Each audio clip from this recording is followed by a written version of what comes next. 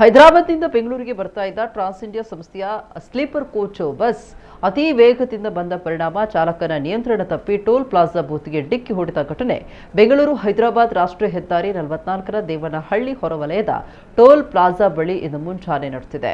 ಇದೇ ವೇಳೆ ರಕ್ಷಣೆಯ ನೆಪದಲ್ಲಿ ಬಂದ ಕಳ್ಳರು ಮೂವರು ಪ್ರಯಾಣಿಕರ ಐಫೋನ್ ಅನ್ನು ಕದ್ದು ಪರಾರಿಯಾದ ಅಮಾನವೀಯ ಘಟನೆ ಕೂಡ ನಡೆದಿದೆ.